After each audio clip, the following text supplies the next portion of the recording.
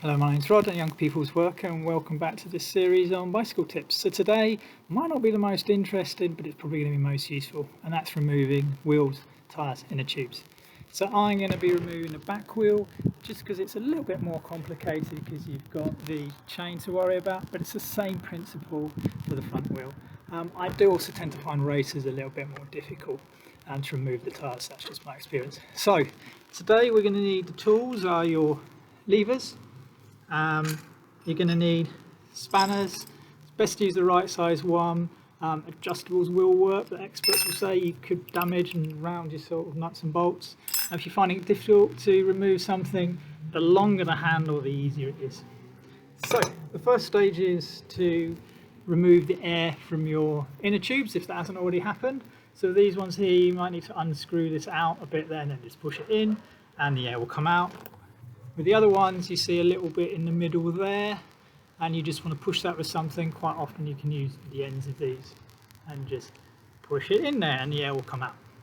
So, before removing your nuts and bolts or bits and pieces on your bikes to get the wheel off there, just check what is holding the brakes, because sometimes these brakes are actually holding the wheel in place, if you can see there. So, what I'm going to do is I'm going to go around here and we are going to just release that. You usually need two hands to do this. Hopefully it will work one-handed.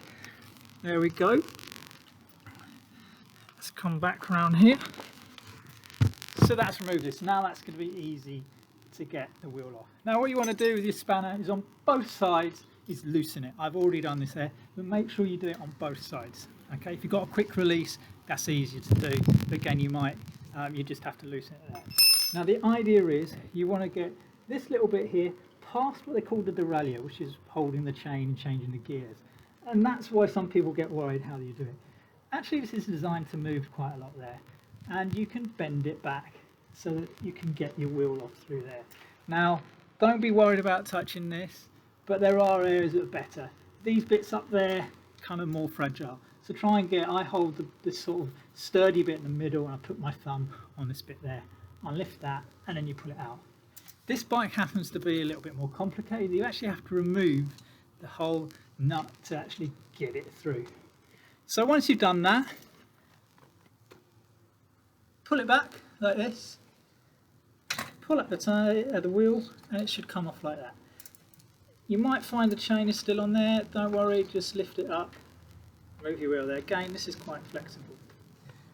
Once you've done that, the next thing is to get the actual inner tube out. So try and find where the valve is, that's where you're pumping it up there, and go the opposite end. Okay, and the idea is, this is already semi out from the last time, is you want to push it in a little bit, because we're going to use our levers to just go underneath what they call the bead here, the edge there.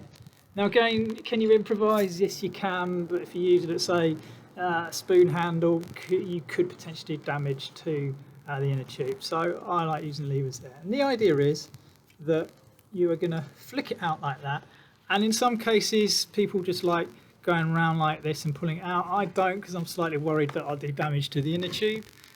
So I tend to use 3 of these levers, and the idea is you pull it out there and you attach it to what's called the spoke here, and then you go about 5 centimeters or 2 inches along roughly, and you put another one in. Same thing there. Hopefully you can see it's starting to come out. Then you do the same thing there, 3rd one. Now you might find here the middle one flies out, so beware of that. It might not. So here we go, putting it in there, and it's kind of fallen out. And just continue that process.